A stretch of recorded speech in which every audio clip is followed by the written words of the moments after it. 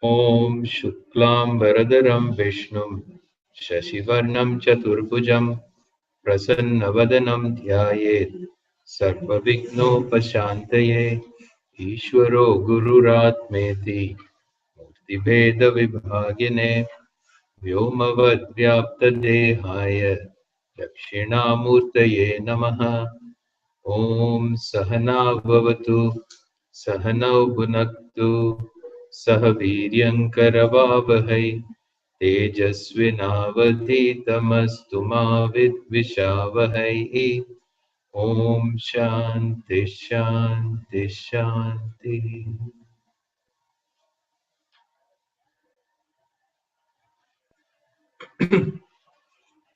Okay, so I thought we'll try this slightly different format, looking at the summaries of the chapters. So I'll select certain verses and then we shall see, but the content, what every chapter covers, different topics. Chapters cover different topics. So we saw the second chapter in which Sri Krishna introduces karma to Arjuna. And like many people, Arjuna jnanam and karma both. So what he basically says is that, so to know oneself, it's Atma Jnanam requires knowledge. It's a cognitive process. But then he also talks about karma, the attitude towards karma, which is karma yoga. So this causes a little bit of a confusion naturally in Arjuna's mind, because it looks as though, so he's praising self-knowledge, jnanam. And jnanam is cognitive. Knowledge really doesn't have, it's not a byproduct of some particular actions that we do. Self-knowledge is not a byproduct of actions, because it is knowledge about the self. It is knowledge about the what is my essential nature. So self is not produced, it's not created, it is already exist. So it is getting to know the fact about my existence, what exactly is the truth of my nature. So that has to be there already. It is not something which is generated as a result of any action, whether it's a physical action or even a mental action. If it's a mental action also, if it is generated, means it's not something which wasn't there before that happens now. I am already there now. The self is already there, really speaking. I am there. The subject is there. It's not to be created. But if it is there, it has to have a nature, the swarupam. What is its characteristics? That is the point in question, is to get to know what is my real, how I really define myself, what is my real being, what is my essential nature. So that is not something that can be created anew. It has to be already there. So it looks as though he is praising the self-knowledge is the ultimate way to know myself. At the same time, he advises him to do actions. He advises him to do karma. So he has this, because he looks upon, Arjuna hears the two as a choice, as if he has a choice. So should I do something, or should I sit down and do something so that I get to know myself? Or should I do something in terms of attitudes and behavior and so on? So he thinks he has a choice. Should I fight the war, or should I not fight the war? Should I get into a battle, or should I go away from it? So he sees this as if he has an option. But really speaking, he doesn't have an option in these two. It's not a matter of having to choose. Both of them have a role to play. And we need to understand what the role is. What is the role of Karma Yoga, and what is the role of Jnanam, or knowing. So to begin with, the third chapter starts by this one question of Arjuna, which he says, Jayasi chet karmanaste mata buddhir janardana tatkim karmani ghore mam Niyojayasi Keshava. So he says, Jayaha is better. So he says, if he says compared to karma, if this knowledge is better, because what I am ultimately seeking is self-knowledge. And so in order to know, this is the final end. So naturally, this goal is the primary goal, not action. So he says, Kim Kore Karmani Mam Niyojayasi. So why are you then advising me to go and do this particular action of fighting, which in fact is not a simple action? It's an action that's going to cause a lot of destruction. So why are you asking me to do that? To which, so Sri Krishna gets on to elaborate what exactly are these two different pursuits. So for which he says, Lokesmin dvividha nishtha. Repeat after me. Lokesmin, that is number 3. Number 3, chapter 3, verse 3. Lokesmin dvividha nishtha pura prokta maya nagha jnana yogena sankhyanam karma yogena yoginam. So he says, Lokesmin means in this world of people, he says dvividha nishtha. So there are two types of nishtha. Nishtha is a commitment. So there are two types of commitments. There are two types of pursuits. Commitment in terms of a pursuit. Okay. So what are these two? It says Jnana Yogena Sankhyanam and Karma Yogena Yogina. So there are two types of pursuit. One is called as Sankhya, or in other words, knowledge. Sankhya means self-knowledge, and yoga is Karma Yoga. So for people who pursue, they're committed to two types of life. One is a life based on self-knowledge, pursuit of self-knowledge, primarily. Okay. And the other one is primarily a pursuit of karma, means doing things that is directed towards the world. So both are yogas, really speaking. Yoga is an attitude towards doing something that connects me to the Lord, to the source that I am seeking. That is what is called as yoga. Yuj means to join. So yoga is something which connects me to that which I am seeking here in the spiritual pursuit, that being seeking my source, in other words, seeking Bhagavan, a source that we call as Bhagavan. So in this, there are two types. One is primarily a person is committed to, he says, Sankhya, Jnana Yoga. Jnana Yoga is, so here in this, he says, Atma Anatma Vishaya Viveka Jnanam. It is a knowledge of, so the discrimination, born of discriminating between the self and the not self. Self, what is me and what is not me. Because I mistake so many things for myself. That is not my essential nature. So the Jnana Yoga is directly a pursuit of getting to know who I am and what I am primarily.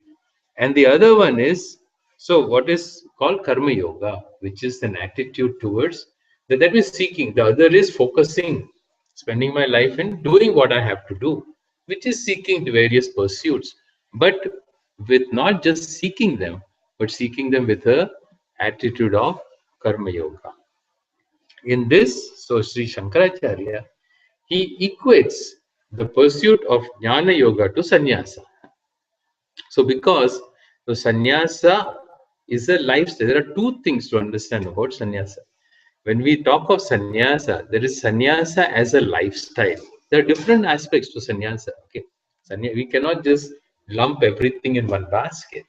So sannyasa means there is a lifestyle of sannyasa. So in like the sannyasis who take to a particular lifestyle, then they live according to certain rules of that lifestyle. Every lifestyle has certain rules. Okay. So whether as a student has to follow certain rules, they're called niyamas. So niyamas are what you're supposed to do, how you're supposed to do. We don't just do whatever we want to do in life. We are always bound by so certain things that we are doing by virtue of who we are, what we are, and our position. So like that, there are people who take to an order of sannyasa. Sannyasa, sometimes people equate to running away from things, getting away from things. It's really not that. It's not so much getting away than it is pursuing something. Okay. So it is when you look upon it only as a getting away, then that's the whole focus, is you're trying to get away from things. But that's not what it is. It is pursuit of getting to spiritual knowledge. So the one who dedicates their life to that particular pursuit, they live according to whatever the rules are, niyamas are of that lifestyle. That is what is one type of sannyasa. Then there is another sannyasa as an ashrama. So which at the end of one's life, which everybody goes through a certain stage. So stage in which is more mental, because externally, so you can only do what the society sets up for you to do. So there is, at the end of the year, at the end of one's life, there is a ashrama called as sannyasa ashrama. That is another type of thing, another thing about to know about sannyasa. Or there is sannyasa in terms of knowledge also. So giving up, because giving up is not necessarily only physical, it is also mental. So all of these things mean different things. Generally, in the comment when Shankaracharya talks about sannyasa, he equates this sannyasa as an order to a jnani, a person who has achieved the final goal. It's something like calling a medical student as a doctor.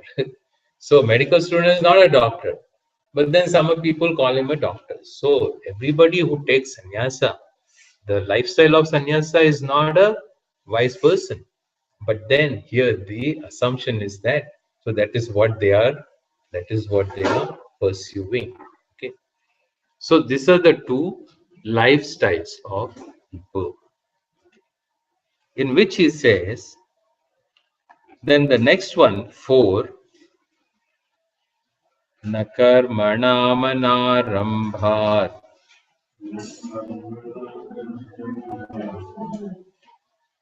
नैष्कर्म्यं पुरुषोऽश्नुते न च सन्न्यसनादेव सिद्धिं समधिगच्छति न कर्मणाम् अनारम्भात् नैष्कर्म्यं पुरुषः अश्नुते. So Purusha is a person. He does not gain. What does he not gain? Nak anarambhat karmanat naishkarmyam. He doesn't gain. Naishkarmyam is so karma is action. Naishkarmyam means a state of being free from action. Doesn't mean not doing action. It means being free from action. So, this is interesting. So either I do action or I don't do action. But then both, even not doing action, can be a doing. It depends on what I mean by doing. What I mean by doing. So doing is volitional. Suppose it's a volitional action. So I can sit or I can walk. Okay. Now walking is doing. What about sitting? Is it doing or not doing? See, sitting I can say is not doing, means I'm not walking. But I can also say sitting is doing because I choose to sit. So that is the choice I made. So it can be, so here, inaction. So there is action, there is absence of action, and there is actionlessness. Actionlessness does not mean just choosing not to do. So in sannyasa, I can choose not to do something and I sit, or I can be a very active person and I can do things. Neither of which is actionlessness. Okay. So naishkarmya. So therefore, what he's saying is, by not doing action, you don't get actionlessness. Okay. So what does that mean? Does that mean I should do action? No. By doing action also, you don't get actionlessness. By not doing action also, you don't get actionlessness. So then what do you mean by actionlessness? Well, actionlessness is freedom from action. It is only by recognizing that I don't act, that Atma is free from action. It's like timelessness, Timelessness is what is it, presence of time or absence of time? When I say something is timeless, it is neither in time nor is it outside time, really speaking. It means free from time. It transcends time. It is free from time. That is what is called as timeless. Okay. That is timeless. So here also, when I say actionlessness is freedom from action itself, the concept of action. So then the whole question here is understanding. So when there is an action, who acts? Who's the one who acts? Is it the body that acts? Is it the mind that? What am I referring to when I say action? So if I'm sleeping, am I active or not?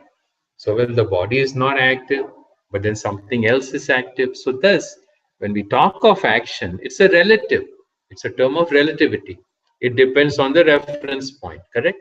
It depends on my reference point. So here when I say I am I an active or am I inactive? So from the standpoint of the self, who acts? When I look at who acts and I look at the self, the subject, I find the subject itself is free from being an actor or a non-actor, because subject is a witness. Okay, so because subject in the form of a witness is free from action, therefore all the actions that are done do not belong to the subject or the Atma. Therefore, by doing action or even by not doing action, one is not going to gain that which is free from action naturally. So that's what he says. Though by not doing action, Purushaha doesn't gain that freedom from action. Neither sannyasanath eva, neither by giving up activity. So neither by doing action or by giving up action. Either way you don't. So because he gave the example, two types of lifestyle, correct? He talks sannyasa generally implies giving up all actions. Okay, giving up all actions, living a life of quiet contemplation. That is what is a sannyasa. And karma yoga means doing a lot of actions with a certain kind of an attitude. He says in themselves, neither of them is going to give, help me reach myself. So what is going to help me reach myself? Only coming to know what I am, who I am, is going to give me myself. And then, so next thing is, how do I go about doing that? Then that's the question. So what is the role of karma? And what is the role of gaining cognitive knowledge in this whole pursuit? Later on, he will elaborate on that. Okay.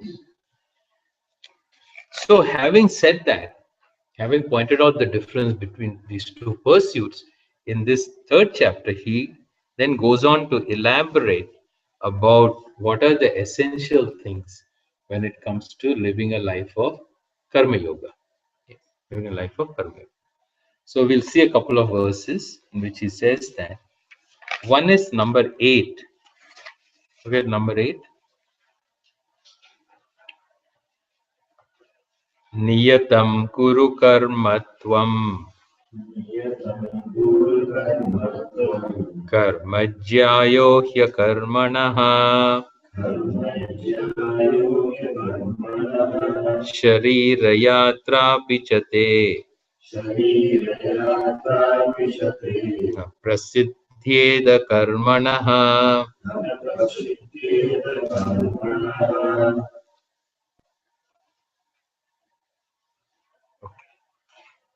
So, what is the role of karma then in this pursuit? I said it's not a matter of choice. It's not choosing. Should I do this or should I do that, depending on my disposition? That's another thing. Generally, the new interpretation is there are many different paths to knowing oneself, and then I choose depending on what my disposition is. What is my disposition, really speaking? How do I choose? See, based on disposition, I choose so many things. That's true. My profession I can choose based on my disposition. But here, can I really make a choice based on disposition? Here is disposition itself is not clear. Okay. What you know so it is almost like in anything you choose, nobody really chooses based on disposition, even though we do. Many times we make a choice thinking that this is what I want at a given moment. What do we base our choices on? Okay. To some extent, it's true. It's our disposition. But really speaking, we don't even know our disposition. When you say disposition, what do you mean? Is it my interest? Is it my state of mind? Is it my feelings? It is my thinking. It is what is it that is what aspect of me do I use in order to select? If everybody was so clear about making choices based on their disposition, they would never question themselves, and they would not need to keep changing. Ask a college student when you go to college and you say, what courses do you want to take? And the parents say, take whatever makes you happy. I want you to be look at this advice. I want you to be happy. So you should do what you want to do. You should do what you feel like doing. What is you should go conquer your dreams. All this sounds very nice. Okay. So now this youngster goes to college. What does he know what to choose?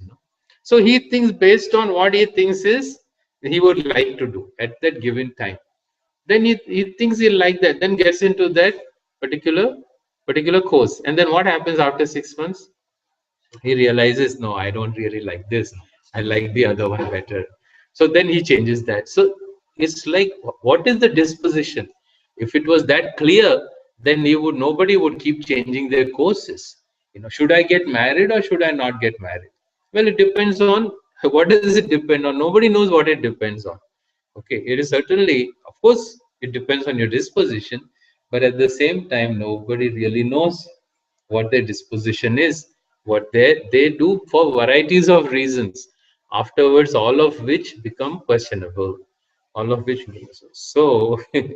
It's not that easy to decide. Should I do karma? Should I do bhakti? Should I do jnanam? It's not that simple. It's not that simple. Why? Because we are complex beings.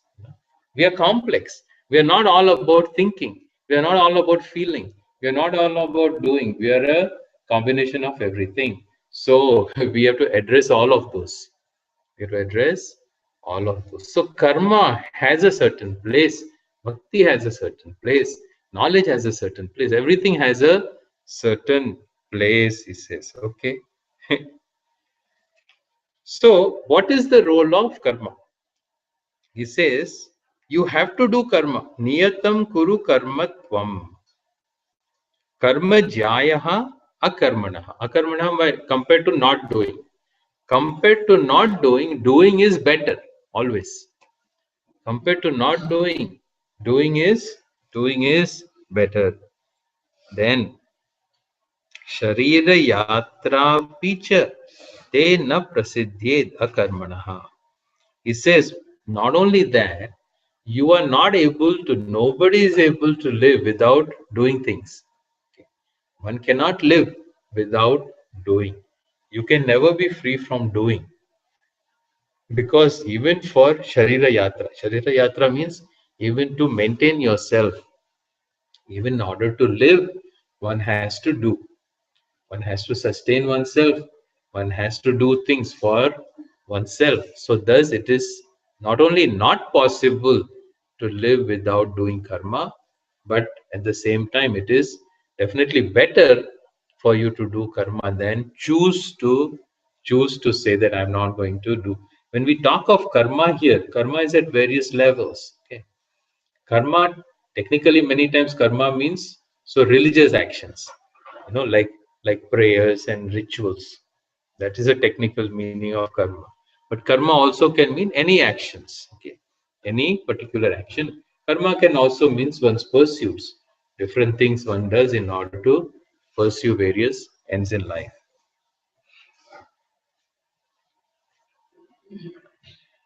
Okay, so this is fine. Now it is better to do things. So now what do I do?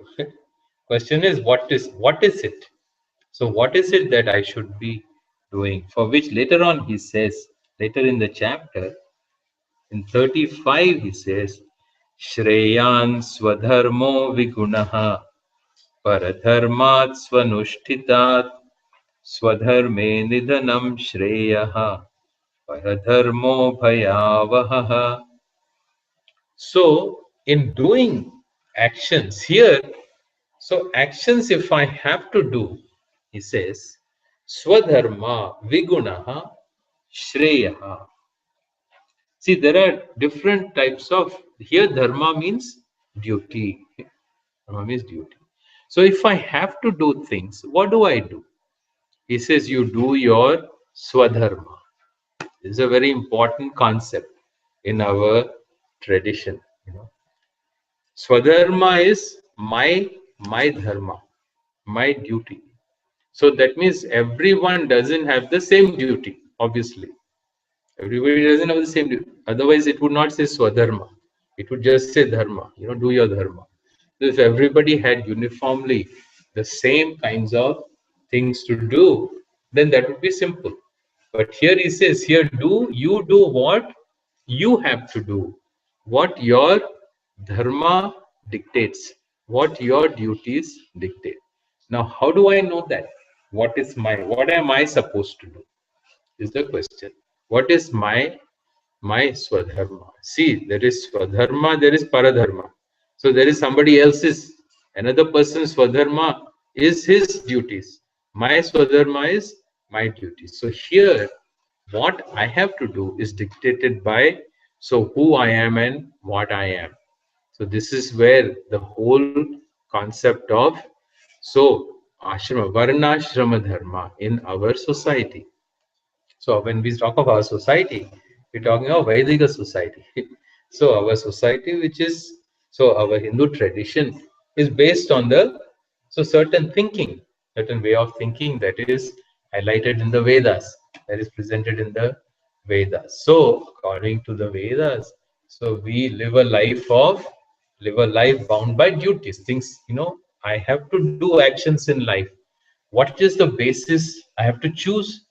What is the basis of my choice? It can either be likes and dislikes, or it can be what I have to do and what I don't have to do. Do's and don'ts. It can be dharma, dharma. Either likes and dislikes or dharma, dharma. Can be the basis of my choices, for which he says, if I simply live based on likes and dislikes, it is not always conducive to inner growth, to spiritual growth. If I live a life based on dharma, what is right and wrong, the moral values, if I live a life based on that, then based on dharma means based on dharma primarily. So pursuing things, doing, performing, avoiding in keeping with adharma.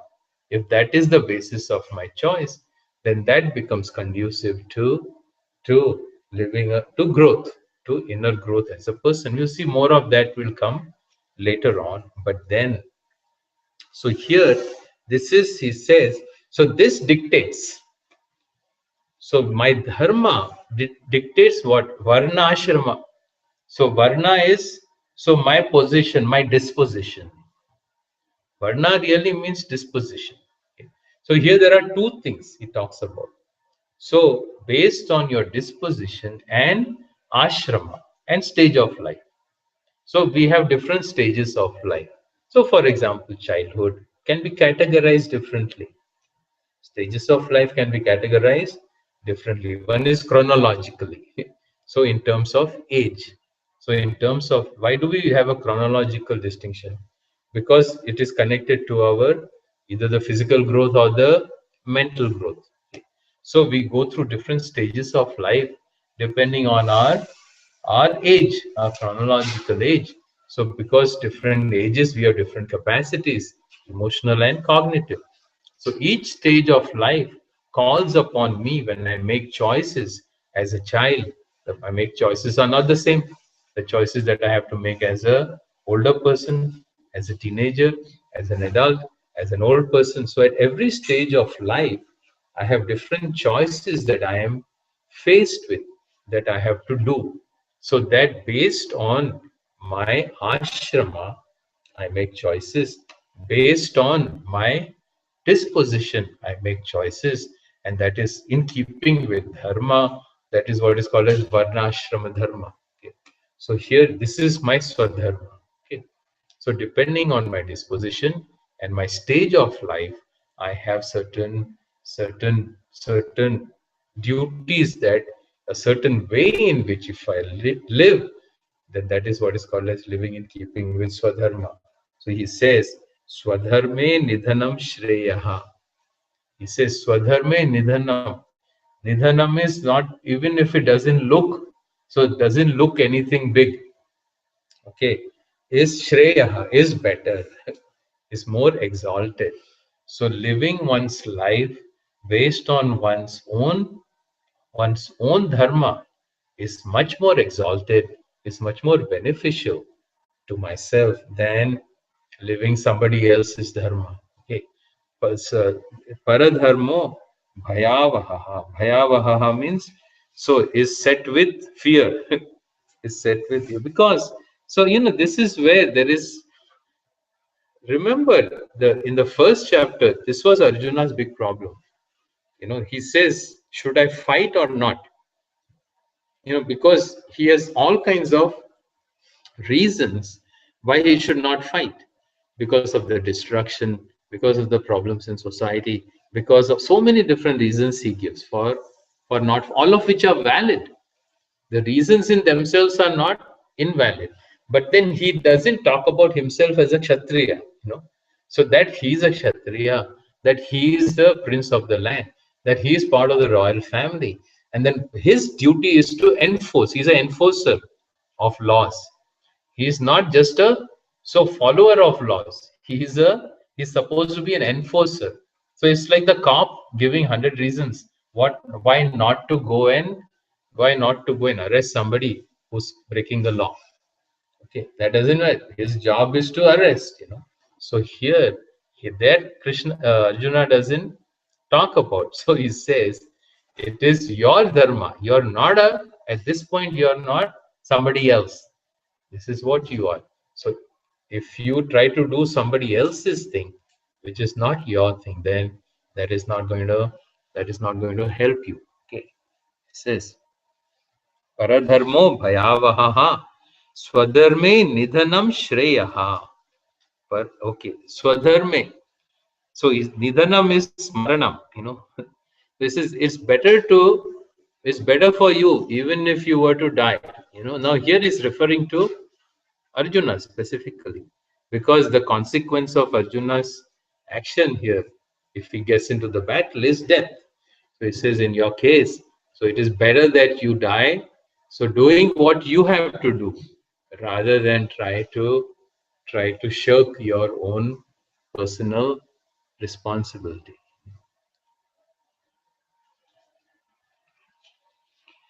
This is an important aspect of karma, in terms of what is karma yoga. And then the other two, which we saw earlier also a little bit, which was, so the attitude towards action and the attitude towards the result. Any action involves two things: is me doing the action, and then how I deal with the result that I get. So for which, in terms of doing, which he said in the previous chapter, which was karmani eva adhikaraste ma phaleshu kadachana. That I have adhikara. I can make a choice in terms of what action I do, but I have no choice. Having performed the action, then I have no choice in the result that's going to come to me. The result is determined, predetermined. Okay, not predetermined by karma, predetermined by the action. Okay, so even when we talk of what is predetermined, really speaking, even in karma, when we say this is predetermined, then determined by what is the question? So predetermined means not just simply arbitrarily determined. Here predetermined means so determined by the previous action. That's what it means. Okay, not an arbitrarily predetermined, determined by previous action is predetermined. And whose action? Not somebody else's action, my own action. So this is what is karma yoga. So attitude will come. So my attitude towards the action is that I have a choice in doing the action, but then the result that comes to me is determined by the action that I do. It is built into it. Okay. Naturally, when you think about it, it's true for any action.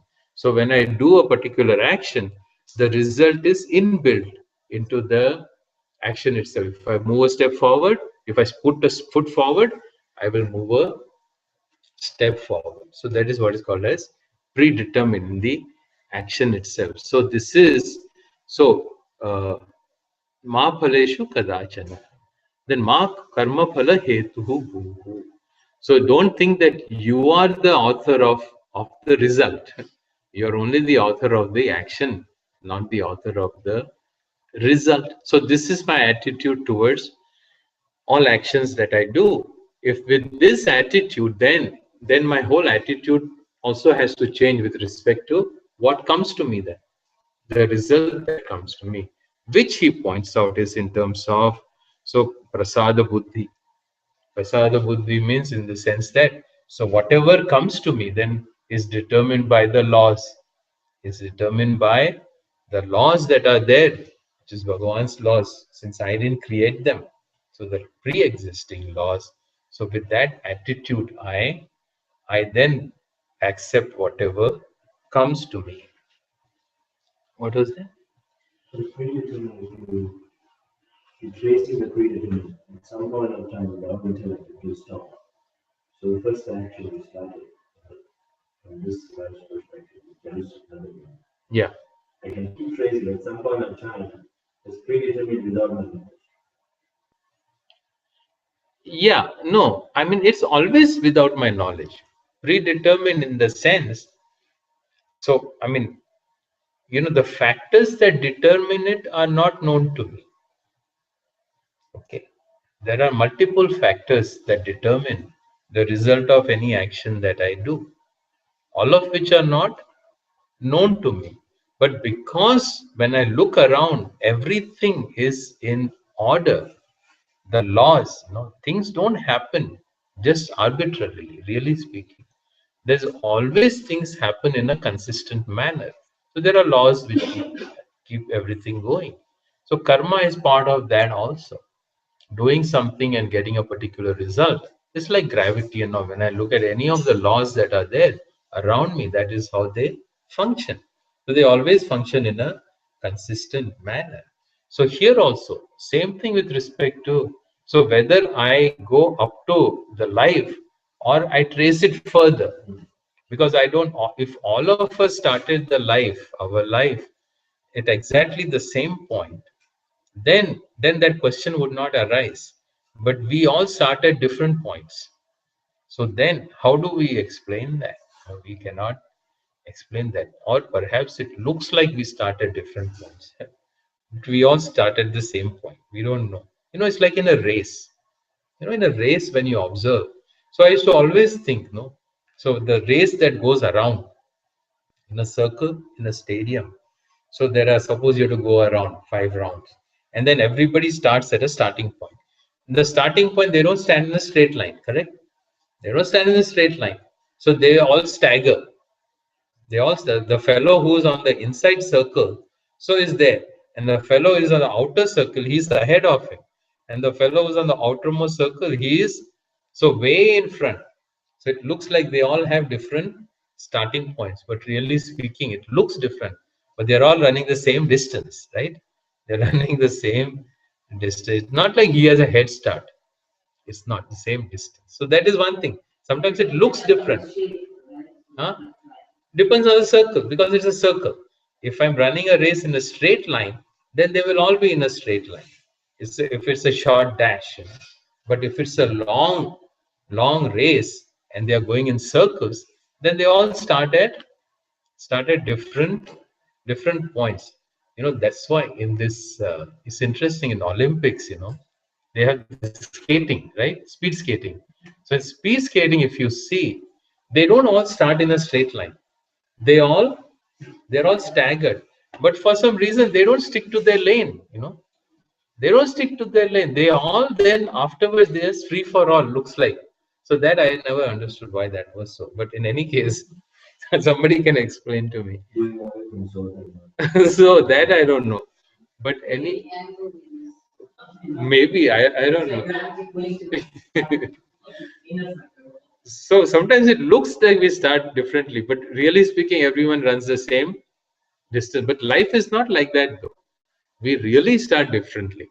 People start at different points. So either the whole thing is arbitrary, or if there is some logic to it, if there is some sense to it, then the same, whatever logic I use for my lifetime is the same thing I have to extend even before that. So again, it's not arbitrary, because I don't see anything else being arbitrary. Since I don't see anything else being arbitrary, here also it's the same thing. Okay.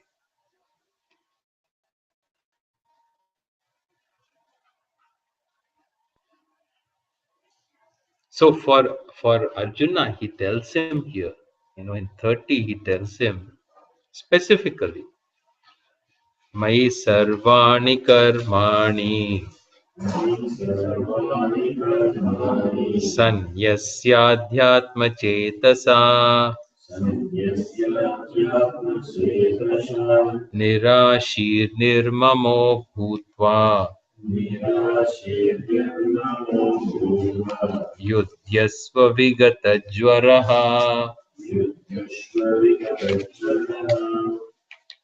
So, मयि सर्वाणि कर्माणि सन्न्यस्य adhyatma chetasa.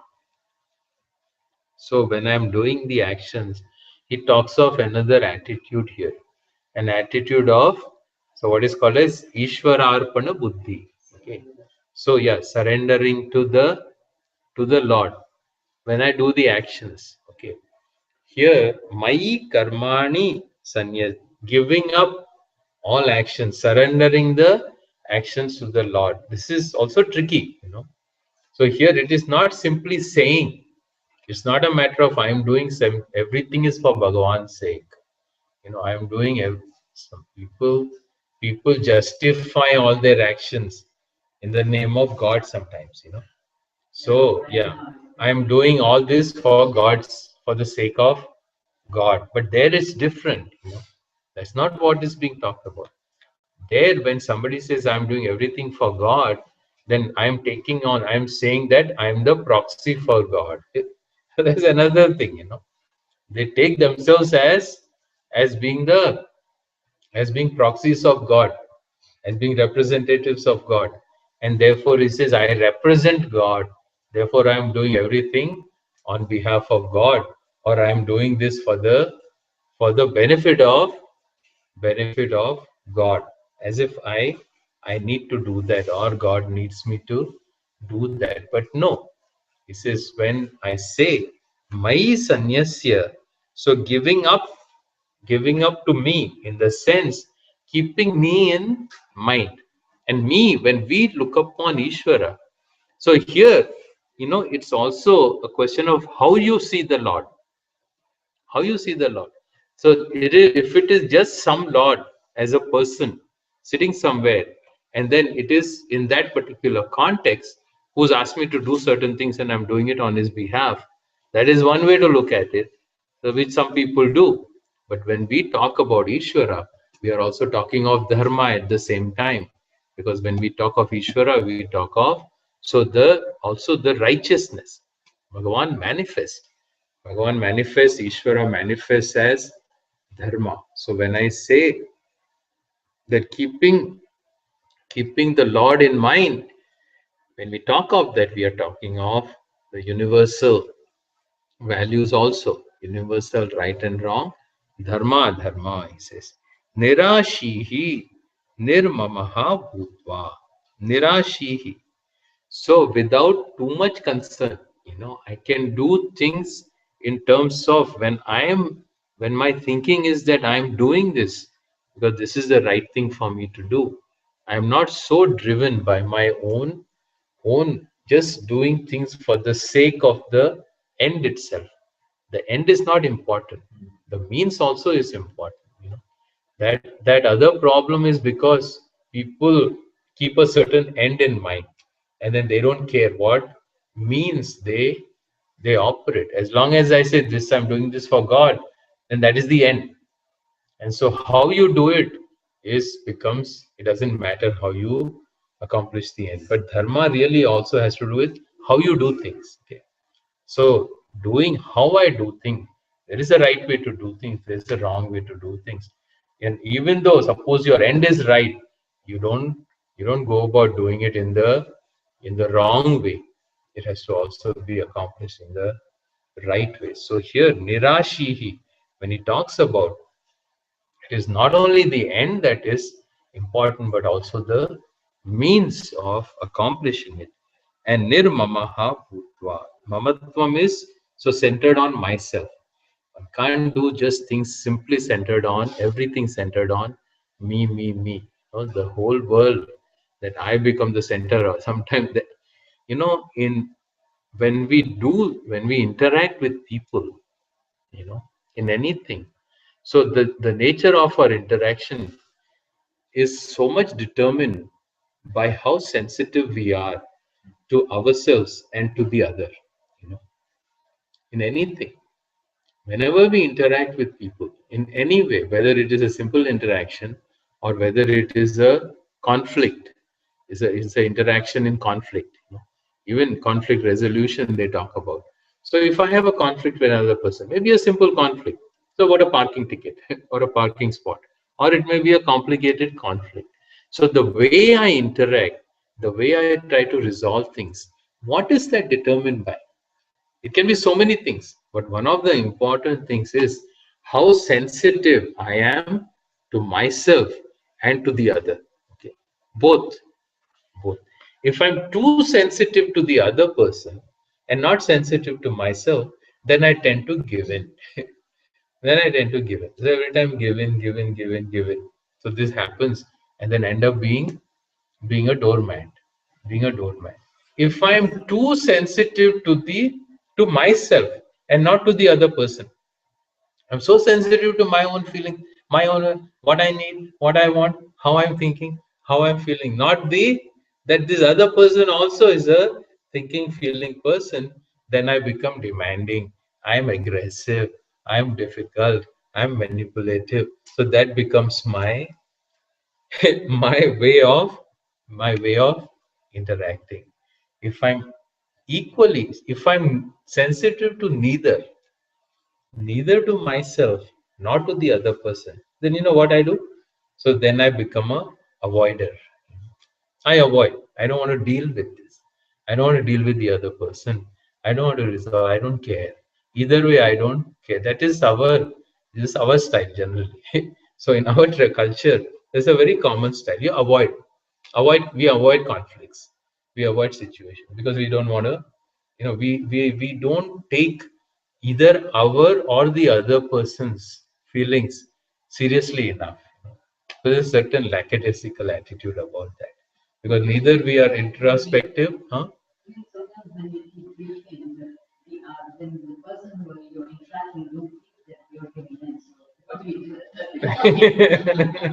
That's another level of problem. So, or if we are sensitive to both equally, then there is some kind of a compromise. And so this is a lot of it is dependent on how we how we view each other and how we think and how we feel. So this is the essential points that he mentions in terms of karma in this particular chapter. There's another thing that is talked about in terms of karma, which is loka sangraha. So this is, I would say, is being aware of one's responsibility as a role model. So here for Krishna, I mean for Arjuna, he points out a certain role models. Here Arjuna is having difficulty now with making the choice. So let us see this couple of verses 20, 20 and 21. 21. यद्यदाचरति श्रेष्ठः यद्यदाचरति श्रेष्ठः तत्तदेवेतरो जनः तत्तदेवेतरोजनः स यत्प्रमाणं कुरुते प्रमाणं कुरुते लोकस्तदनुवर्तते लोकस्ततः वर्तते कर्मण्येव हि संसिद्धिम् कर्मण्येव संसिद्धिम् आस्थिता जनकादयः आस्थिताजनकादयः लोकसङ्ग्रहमेवापि लोकसङ्ग्रहमेवापि सम्पश्यन् कर्तुमर्हसि. सम्पश्यन् कर्तुमर्हसि. So for Arjuna, here he gives an example. He says, Karmani eva hi samsiddhim asthita janakadayaha. Janakadayaha means Janaka, etc. So he uses some examples of great kings that preceded Arjuna. So he says kings, great people like Janaka, etc. He says Karmani eva samsiddhim asthitaha. So they gained the ultimate end of life. They gained moksha by doing karma alone. These were karma yogis. They're the people, as a king, as a ruler, he lived a life of dharma. He was also considered to be a wise person. And so this it did not stop him from doing. He did not run away and stop doing what he had to do. He did his swadharma. He did what he had to do. He says, Loka sangraham evapi sampashyan kartum arhasi. He says, they did everything for loka sangraha, means for protection of the people, protecting the people from adharma. What do you protect them from?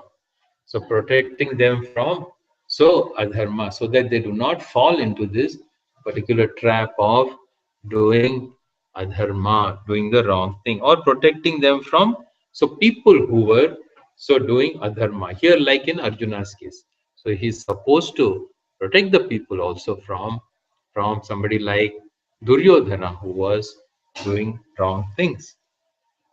And then, so this is what you also need to do, because in your very ancestry there were people who were like that. Not only that, he says yad yad acharati shreshtaha. So the shreshta purushas, the people in society who are looked upon as shreshta, who are looked upon as mature, who are looked upon as exalted, he says yad yad acharati, whatever they do, other people also Itara Janaha, all the other people follow. People are followers. They follow who do they follow? The problem is they don't always follow the Shreshtas. So even though it is true, so the Shreshta, people who are exalted, so whatever they do, everybody follows. But then, so that means you should do the right thing. If you are in a position of being somebody who's a leader, then it is your responsibility that you also do the right thing. because if you do the wrong thing, others will also follow. Here the leader here doesn't necessarily mean a big leader. So everybody is a leader, everybody is a leader in some way or the other.